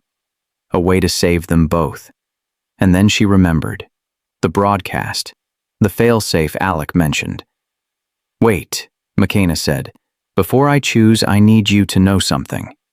The man tilted his head. What? In less than 3 hours, every piece of evidence on this SD card will be broadcast worldwide, McKenna said. Automatic. Unstoppable. So even if you kill us all, it won't matter. The truth comes out anyway. The man stiffened. You're bluffing. Am I? McKenna pulled out her phone. Showed him a timer. Counting down. My father planned for this. He knew people like you would come. So he built a failsafe, and the only way to stop it is with a code. A code only I know. The man lowered his gun slightly.